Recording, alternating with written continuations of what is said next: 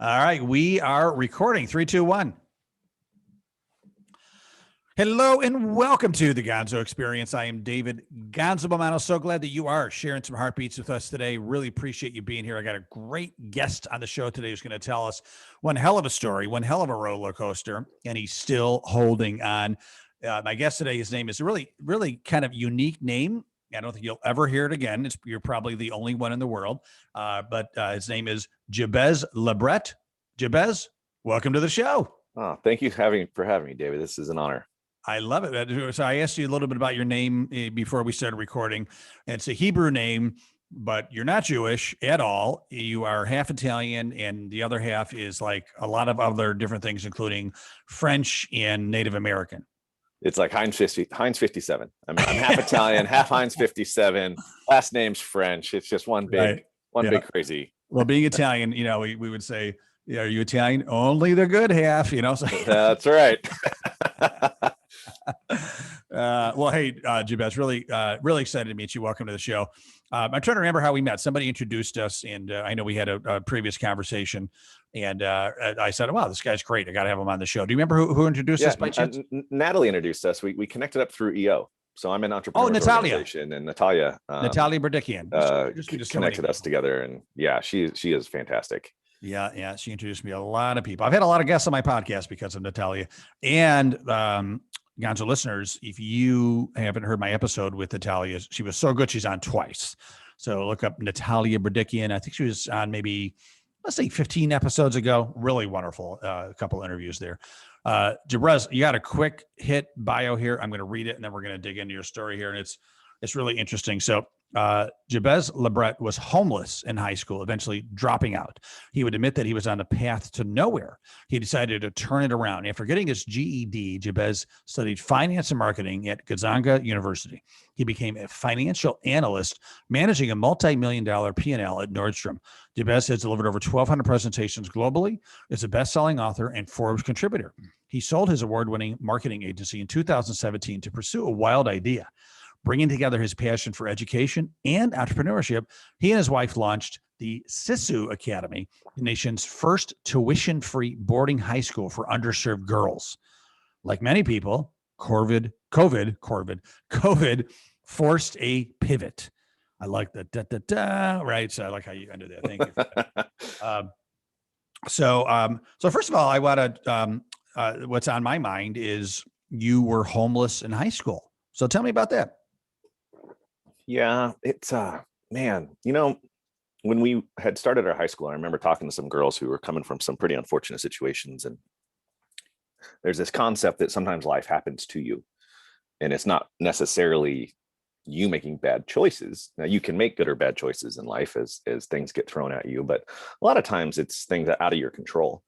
I grew up in a home. My mom's apparently schizophrenic, and that right there just caused a significant amount of turmoil throughout my entire childhood.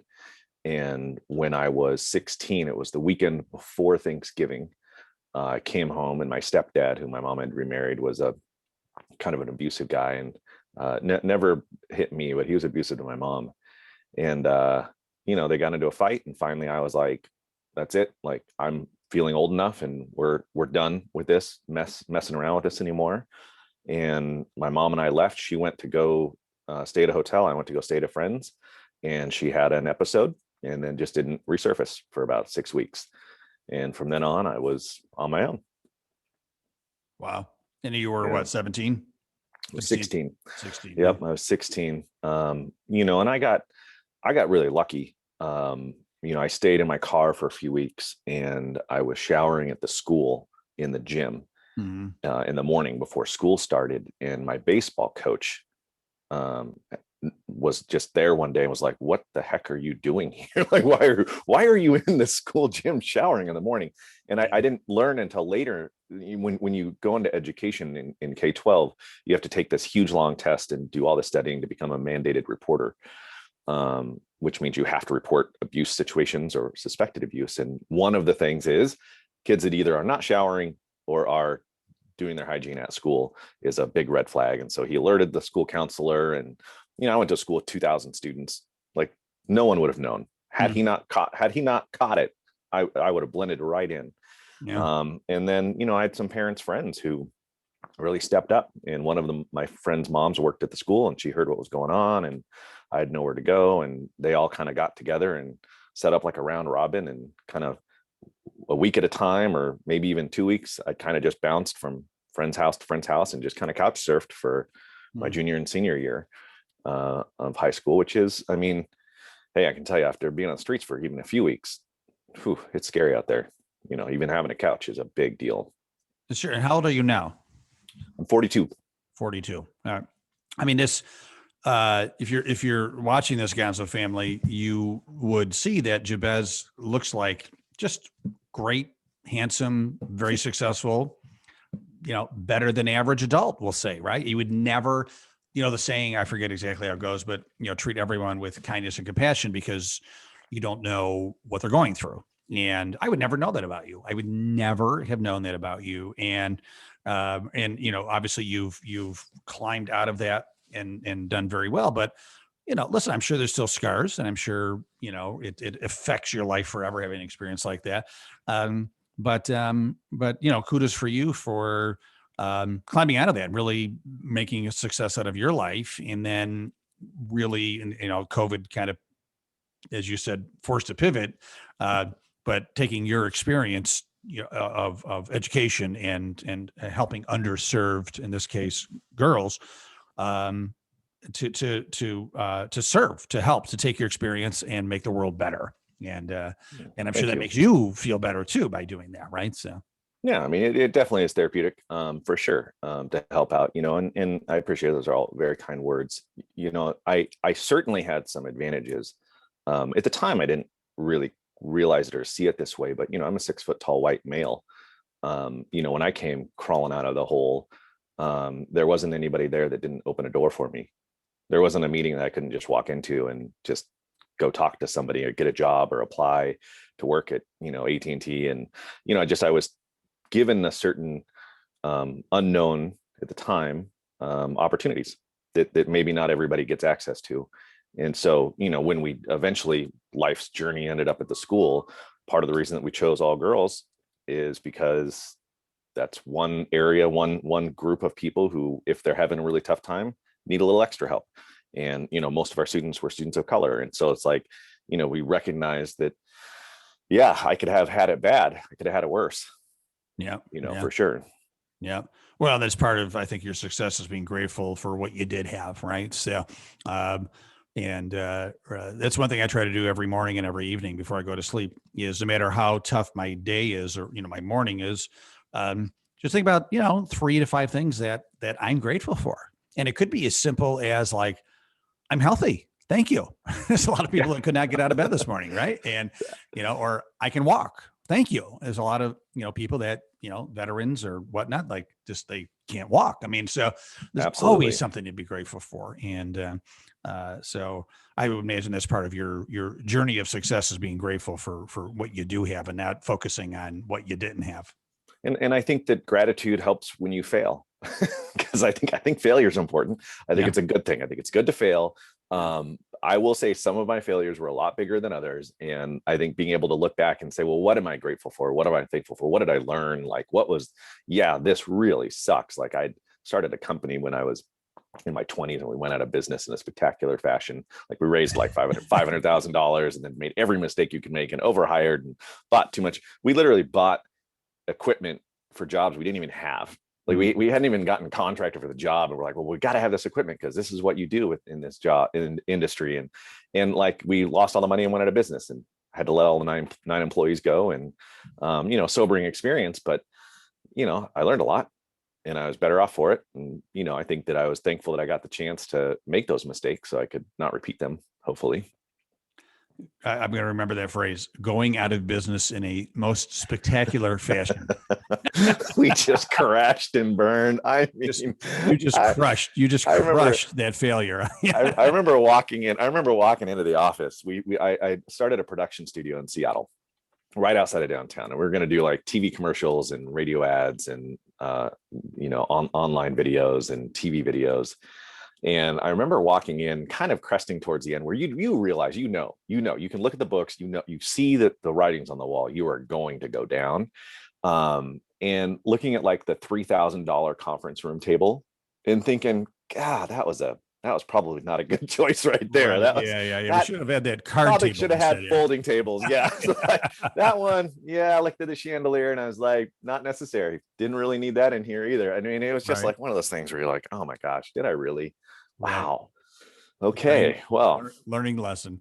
A lot of times, my book is called Crash and Learn, and it came really from, my 5 years of podcasting that a lot of entrepreneurs will share their journey of when they're, riding high and then they crash and maybe lose it all. But instead of burning, they learn and rise like the Phoenix again. But your story, I mean, being homeless in high school almost starts like, from the almost burning, the learning, and then going up and then coming down again and then going up again. Right. So you truly have had an incredible roller coaster experience. Yeah. My grandma said to me, I was raised predominantly by my grandparents. And I remember my grandma said to me once, and I was in like my late teens, early 20s. And she said, at some point, you're either going to have to decide that you're going to take control of this thing called life, or you're just going to have to be controlled by everything else. Mm-hmm. And I was like, that is really true.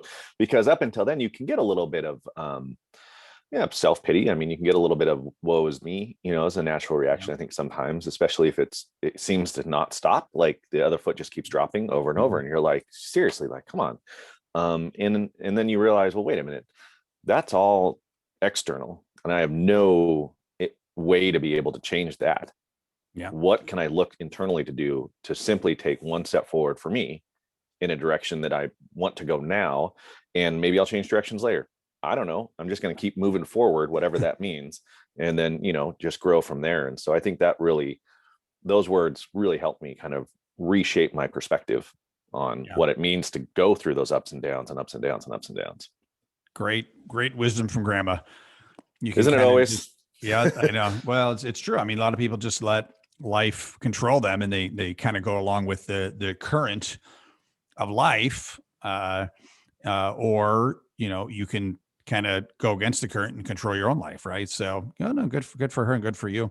I'm sure she's proud of you. So, wherever she is. So, but tell us about your journey now. So you got out of high school. I know you got your GED, and then you became an entrepreneur. So, I believe there's a few businesses to talk about, right? So maybe take me on your entrepreneurial journey. You kind of talked about the spectacular failure, and there's some more stories there, right? So that was my first one out of the gates. So I went into finance because I thought it'd be really important to understand numbers. And so I was like, I should go learn numbers, because I'd always kind of had an inclination for entrepreneurship, but I felt like I wanted to get some more education, right? College was great, but I needed to learn some in the real world. Loved my experience at Nordstrom. Oddly, although I did learn a lot about managing larger budgets than I would face in a long time, I learned a lot about leadership and service at that company. That was not something that I had really learned at school, which was how to be a manager, how to be a leader, how to be a servant to those that are your employees and your customers, and how to, really that inverted pyramid of genuinely helping those that are the front line, as the leader. And that stuck with me forever. So we start this company, crash, burn, 14 months into it, and lose all our money, and we're out, we're done. I did what everybody does. I think after you go out of business, I became a consultant. That's just for no real reason. Is that a natural step? Because I always kind of chuckle. I was like, who hires the guy who just literally made every mistake? Is it just because I made the mistakes? And you're like, well, at least I'll learn what not to do. You can teach your mistakes, right? Yeah. So I became a consultant for a while. And then I kind of was bebopping around, and I met a guy. We were both consulting on a project together. I was like, this guy's really smart. He's got the attributes I don't as a business person and a leader. He's very operations. Excuse me, I am not. And so I was like, hey, let's go do something. Why are we doing this consulting thing for everybody else? Let's build something. And so we went and spent a weekend together in a hotel with a whiteboard and sketched out a whole company. And we landed on digital marketing agency because we both were pretty solid on the web, and that's about 12 years ago. And we said, who's our client? Are we going to serve everybody? Like, what kind of people we go after? And we picked lawyers because they advertised in the yellow pages and spent boatloads of money advertising in yellow pages, and everything was going online. So we're like, perfect. And the lawyer's time is worth more than the hour they would pay us. So we were like, this is a good match for a target audience. Was a really good match. What we didn't know going into it is that lawyers hate marketing. And so it's funny to build a business where you're not really appreciated by your clients, because it's just not their favorite activity. Lawyers don't like that they have to do that. But no, it was fun, and that company's still going. That's the agency that I sold. And so it was a really good ride, and we grew that agency up, and made plenty of awesome mistakes and plenty of surprisingly good decisions along the way. And it was a journey. It really was. I think finding the right business partner was important for me. Some people can do it alone. They can wear all of the hats. That's great. I shine best when I'm supported by someone who's an operations focused type person, lets me do what I do best, and I can let them do what they do best, so they don't have to worry about marketing and all the PR and the sales and managing that side of the business, the growth and revenue side. And so it just really worked out, and I'm thankful for that, because good partnerships are hard to come by. Yeah. Are you still communicate? You guys still doing stuff together? Yeah, we went through the corporate divorce when I sold, but it worked out. We're still friends. In fact, we just saw him a few weeks back at the Final Four in Indianapolis. And so it's fantastic to still be friends with the person who you become close. Like when you're a business partner with somebody, it's like a marriage. Like you talk to them every single day, which is awesome. But then it's weird when you kind of separate off. But he understood. He knew that I had to go do this other project. Like it became something where it was like not really like could you do both kind of thing. It was like, no, I can't leave this idea hanging. I have to go chase that, Yeah. No, that's good. So then is this when you and your wife started the, am I saying this correctly? The Sisu Academy? Yeah. Sisu is a Finnish. It's Finnish. And the word stands for grit, resilience, and determination. Very good. Which I thought. Why Finnish? Is that a piece of your blood as well, or? No, Finland has a really good education system. So when my wife and I started doing research on education, Finland is one of the countries that you research, because they have one of the best educational systems in the world. And as we were researching it, we just stumbled across this phrase Sisu, this term Sisu. And in my experience, part of being an entrepreneur requires grit, resilience, and determination. It is a required set of skills and attributes that you have to learn and earn in order to be able to be an entrepreneur, because you're going to get your tail kicked like constantly. And so when I was looking at the population we're looking to serve, these underserved girls who are coming from these homes where they're sleeping on the couch at their aunt's house because their parents are in jail, or their mom's an alcoholic who's drunk at 10 a.m. every day, or maybe mom and dad are just not around. They're just not there. They are just literally gone most of the time. And is that not the best training for grit, resilience, and determination?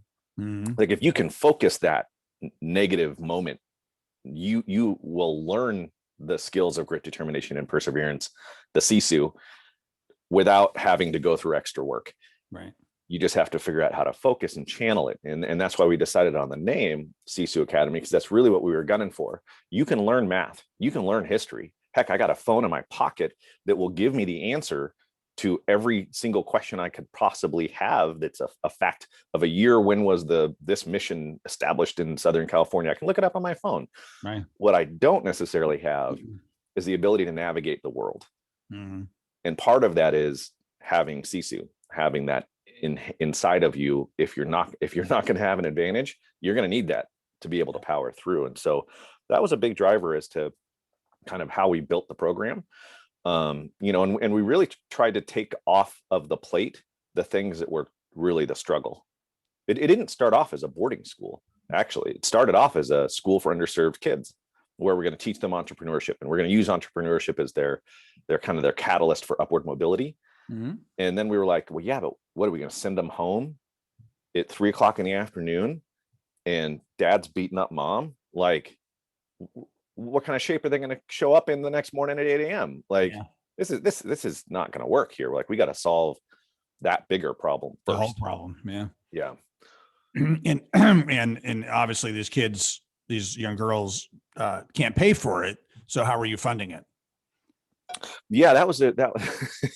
So we built this perfect plan. We were like, okay, well, we got our target. We know they have a problem. We know what it takes to solve the problem, which is a holistic approach, housing, food, health, social emotional learning, like all of it.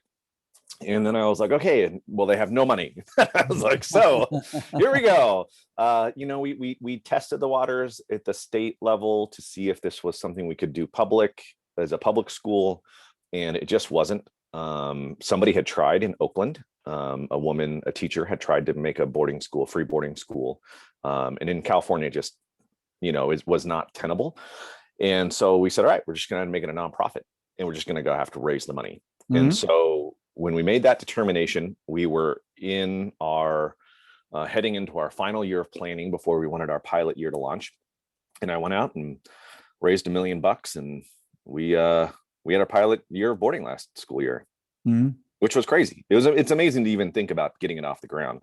It did take a lot of money. And we're very, very thankful for some major serious donors who stepped in, and all the small donors who, would even part with their 20 or 40, $50, to help out the cause. It really was a community effort and a community lift. Yeah. And, we were doing something innovative, and that helps. I think that can help kind of drive. And people liked that my wife and I come from business backgrounds. Mm-hmm. We're not educators. So we really, we hired smart educators, but we knew that, this is our business, and we got to run it like a business, because it needs to be profitable in the sense of it needs to be able to pay the bills. Need to put the oil through the machine.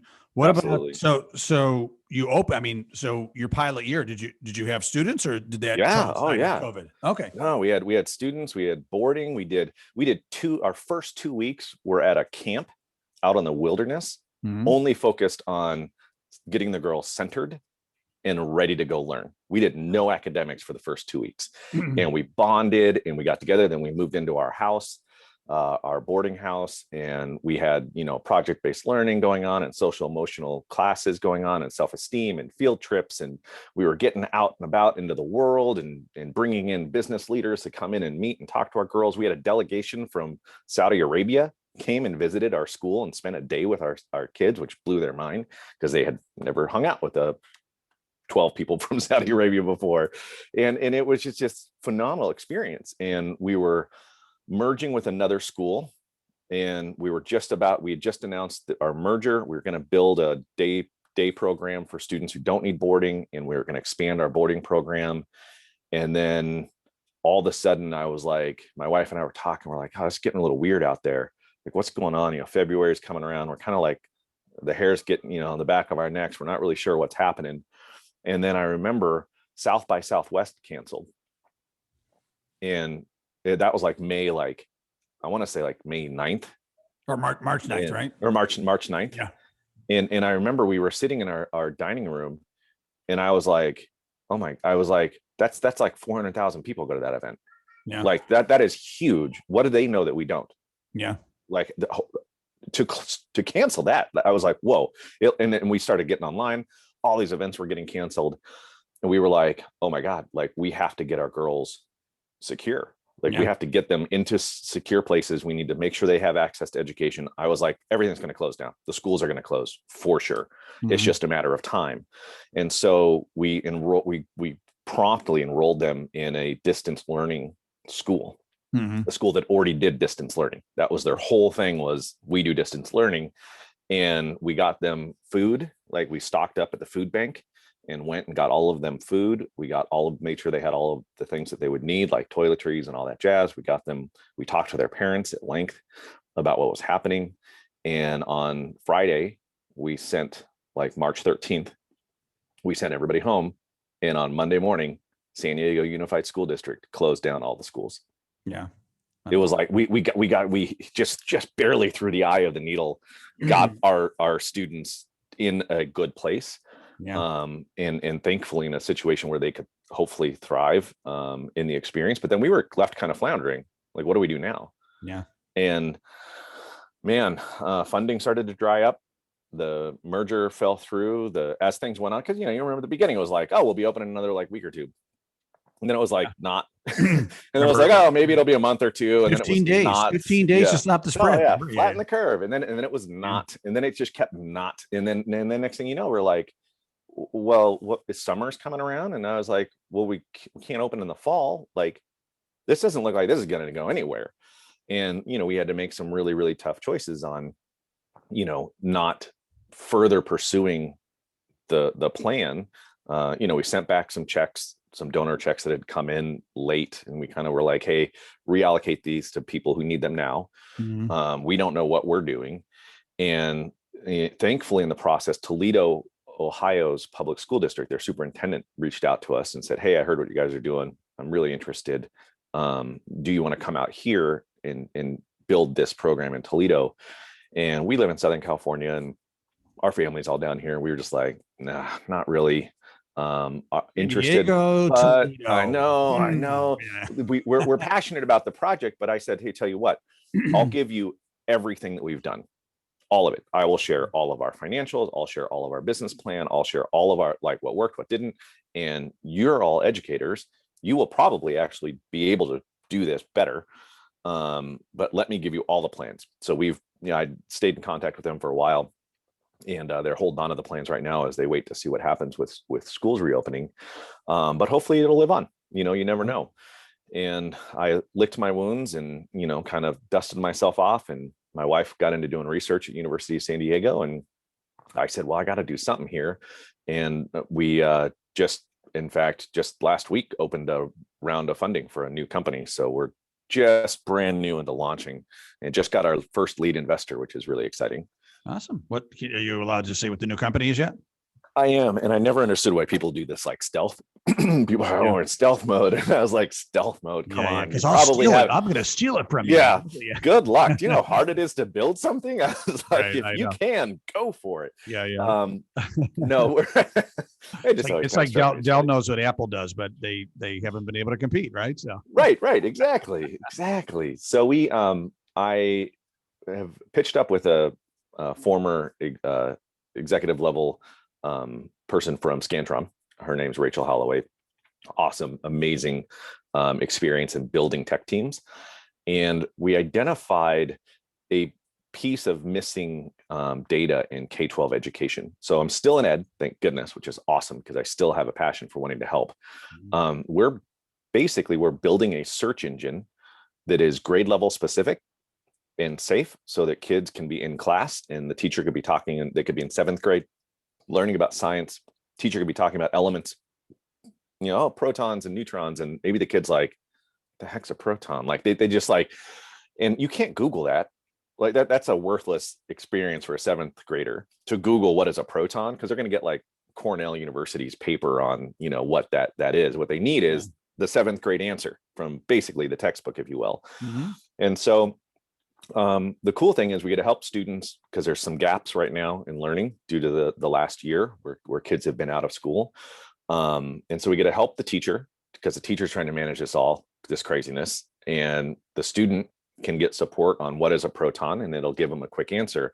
The really cool thing is, and what we're really interested in, is we're going to take the query data that the students use to search, and we're going to use predictive analytics to help the schools know how the kids are doing before they test them. Wow. So we'll be able to help the school understand how well are the students performing before they give them a test. And that's really what's more important. It's not waiting till the assessment, because that could already be too late. Yeah. Maybe you already got too far away from fractions and they just never really quite picked it up, but you didn't know they weren't getting it. And so it's a really exciting project. And I'm really amped at the idea of being able to equip teachers and schools with like ability to have an insight as to how are the kids doing right now, today. Let's log in and see how they did today.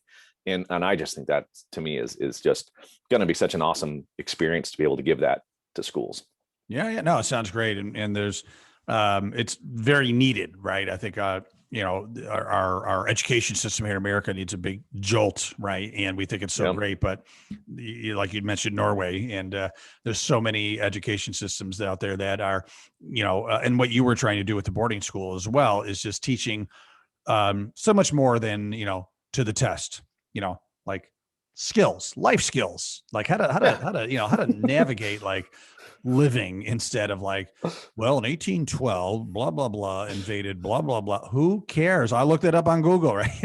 Oh my gosh. And I remember in like grade school and they were like, oh, what do you think that someday you're going to just be walking around with a calculator in your pocket? Well, guess what? I am. That's right. How about that? Yeah. I do have a calculator in my pocket, as a matter of fact, and it's a little supercomputer. And I have a huge encyclopedia, right? So yeah. Oh, but and it's a matter of trying to figure out how can we use technology in a smart way with school and help out. And what you hope is that if you can alleviate some pressure and time on one side of school, teachers intrinsically understand the importance of learning life 101 skills. And they want to teach that. They do. Teachers want to teach social emotional learning to students and emotional regulation and stuff. Sometimes they just don't have the time to do it. So if you can build something that can give them a little bit more time, I think you're still winning on that side of the fence.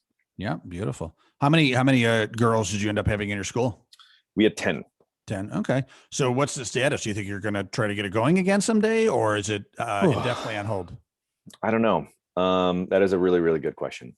As much as I would love the lift to get that project up off the ground was massively the hardest thing I have ever attempted in my life. I couldn't believe we actually opened. And it was just ridiculously hard. I don't know if right now, today, I have the energy right now, to be honest. I think if I'm being really honest, I just don't think I could quite get to the top of the hill yet. Maybe someday. But right now I think that, oddly, building a tech company, raising a couple $1 million and going to build a tech company now feels like easy. Like all of a sudden I was like, oh, no problem. I was after that last hill, this is actually not that big of a climb. And that's a weird thought. I was kind of reflecting on that the other day, is that in your entrepreneurial journey, as you grow along, and you look back at some of those things where you're like, oh yeah, that was really hard that I did back there. And then now that I'm doing this stuff, this actual stuff is easy now. And so is it really hard, or is it that we expect it to be hard and think that the mountain's really big, and somehow we're limiting our ability to just let it go and just realize, no, you got this. Like, you can do this. Just keep going.